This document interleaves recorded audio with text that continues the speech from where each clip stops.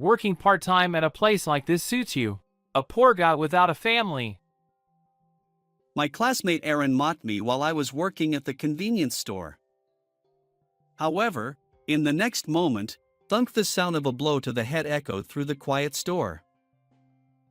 You apologize immediately.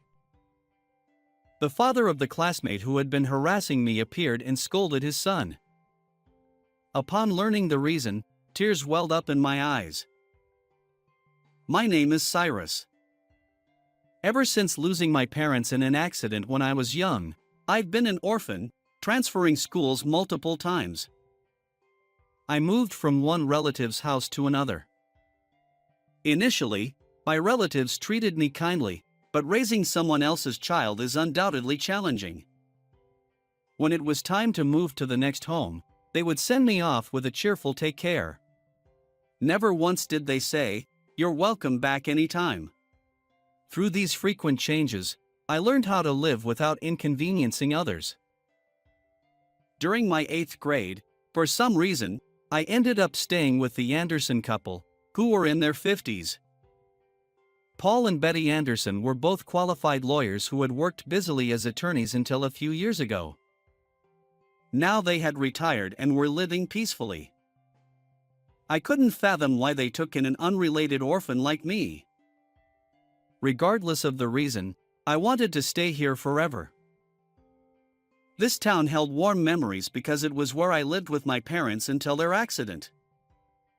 Walking the streets, those memories resurfaced. How long will the Andersons let me stay in their home? Reflecting on my past, I vowed to live quietly without causing trouble until the time came for me to leave. Contrary to my thoughts, the Anderson couple treated me like true family, showering me with kindness. Cyrus, let's go fishing together.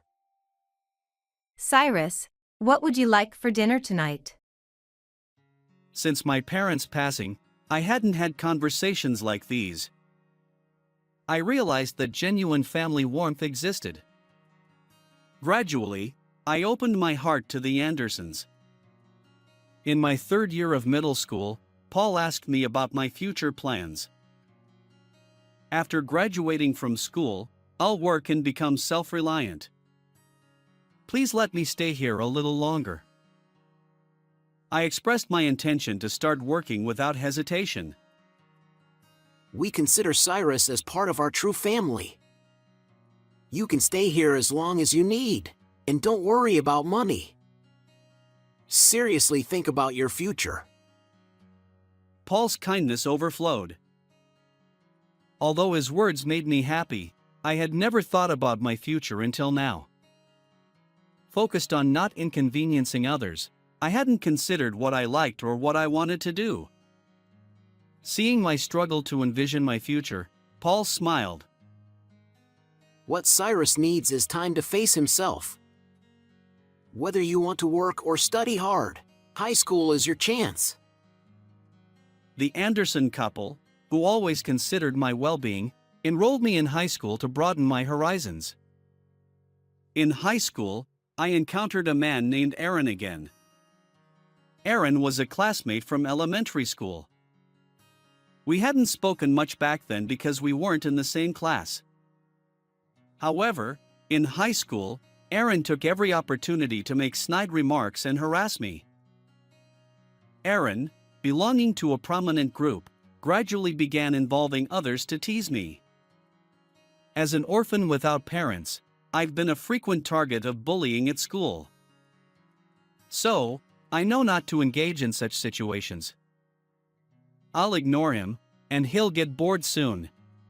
Thinking this way, I decided to ignore Aaron, but he kept bothering me. My stress continued to accumulate. And so, my high school life began, far from smooth. About a month after starting high school, Paul asked me about my school life. It's fun, Paul. Thank you for letting me attend high school. Definitely won't mention Aaron's harassment. After all, I don't want to make them worry about me. I had resolved to challenge various things during my high school years using the time the Andersons had given me. I wanted to discover my own potential. To repay the Andersons even a little, I came up with the idea of working part-time at a convenience store. My reasons were to earn some pocket money and because I thought I'd meet various people at the convenience store. The Andersons were genuinely delighted with my decision. Although I worried whether my reserved nature would hinder customer service, I surprisingly handled it smoothly, even though I had considered it a weakness. As for my co-workers, they included college students, housewives, and a 65-year-old man. Listening to their stories, I realized that my life experiences were still quite limited. They all agreed, once you're out in the real world, most people end up working for companies or conforming to societal norms. So, figure out what you like now. The advice of those who are older than me in life makes me think. I believe that starting the part-time job helped me grow significantly. One day, Jessica, a fellow high school student, joined our team. Jessica was quiet, but because we were the same age, lived nearby, and took the same route home, we quickly became friends. Chatting with Jessica on our way back from work became one of my favorite things. While I did most of the talking, Jessica was a good listener and occasionally made sharp remarks. Being with her was a lot of fun. I used to live here, I said at one point, pointing to an empty lot. Jessica's surprised expression was genuine. I explained about losing my parents in a traffic accident during first grade, the repeated transfers, and how the kind couple, the Andersons, had taken me in and allowed me to live in this town again. Jessica paused, thinking for a moment, then looked straight into my eyes. Cyrus, I'm glad you came back to this town. I didn't dwell on the deeper meaning of her words, I simply felt happy. One day during break time, Aaron approached my desk. Your parents died in an accident, right? They probably ran a red light, didn't they? People who can't follow rules deserve to die. And now, you're just a freeloader, passed around among relatives. It's suspicious that someone unrelated like you got taken in. Your life is a mess. With a smirk, Aaron deliberately spoke loudly enough for everyone to hear. Until now, I had ignored his provocations, but this time was different. Hearing him speak ill of my parents and the Anderson couple, I lost my temper. What do you know? Stop spouting nonsense. Before I realized it, I was grabbing Aaron. Calm down, Cyrus. My friend intervened, and I regained my composure, trembling fists and taking deep breaths. The classroom fell silent. Aaron looked surprised. It was the first time I'd stood up to him. What's your problem? It's the truth, isn't it? He spat out those words and returned to his seat. I managed to control my anger and left the classroom with my bag. It's too early to go home yet. I sat on the riverbank, gazing absent-mindedly at the water. Birdsong, the sound of flowing water, grass rustling in the wind, ordinary daily life unfolded before me. I used to take walks here with Mom and Dad. Memories from the past resurfaced. Memories of when my parents were alive were always joyful. We caught bugs together, baked birthday cakes. If my parents were still alive, what kind of person would I be? I tried to think about it but quickly gave up. Hours must have passed. It was already evening. Maybe it's time to go back.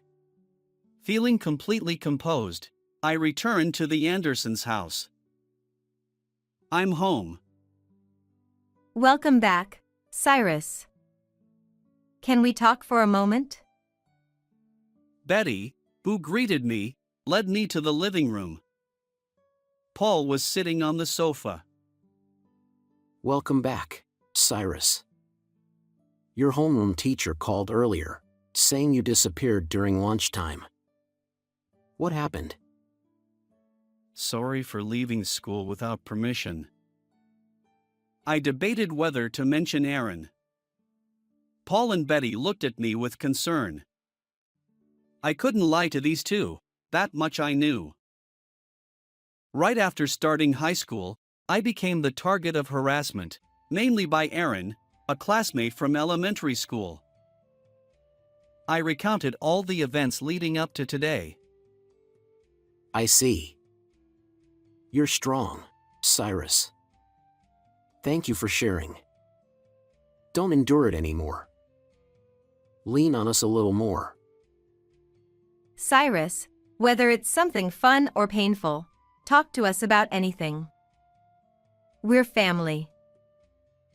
After listening to my story, both of them leaned in and said this. Since that fight, Aaron has bothered me less. However, one day, after work, when Jessica and I were leaving the convenience store as usual, I heard a voice. Oh, the person I least wanted to see, Aaron. Working part-time at a place like this suits you. A poor guy without a family. He began disparaging me in front of Jessica.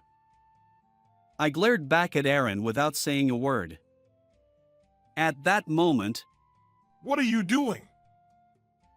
a stern man approached Aaron from behind and smacked him on the head. Surprised, Aaron turned around. Dad? The man was Aaron's father. While Aaron stood speechless, his father came over to me and apologized. Recently, we received a call from the Andersons. They informed us that our Aaron has been harassing you, Cyrus. Even now, he's doing such terrible things. I'm truly sorry. But the story didn't end there. Actually, the Andersons helped me a great deal in the past. I used to run a shop, and when Aaron was in first grade, I caused a traffic accident while making a delivery. 2 people lost their lives in that accident. Those 2 people who died were your parents.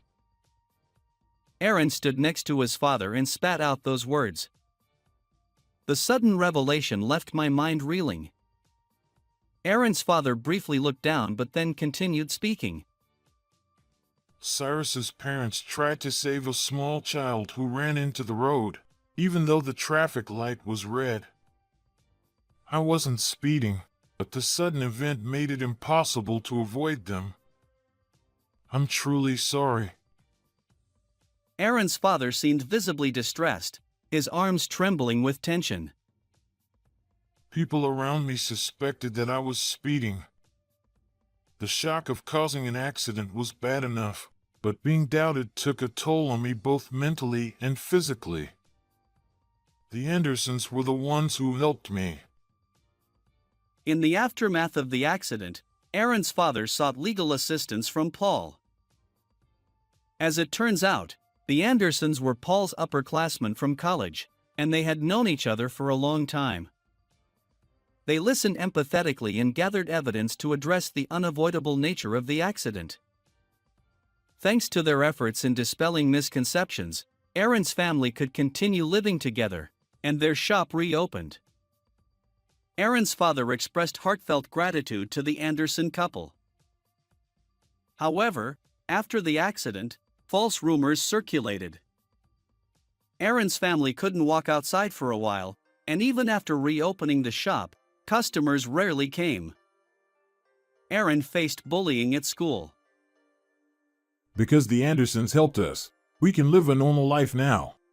Aaron's father reprimanded him.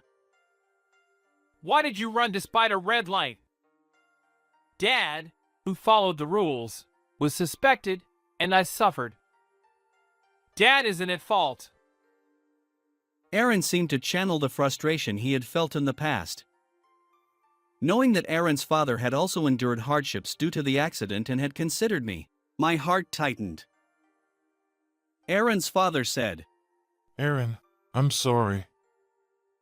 I thought Aaron had forgotten about the accident a long time ago because you were so young.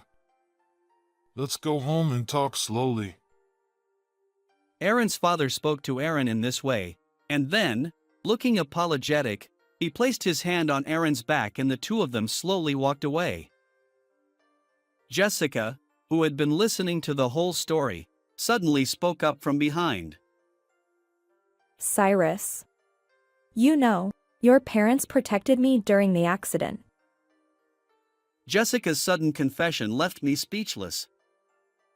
According to Jessica, on the day of the accident, when she was in first grade, she was walking her dog.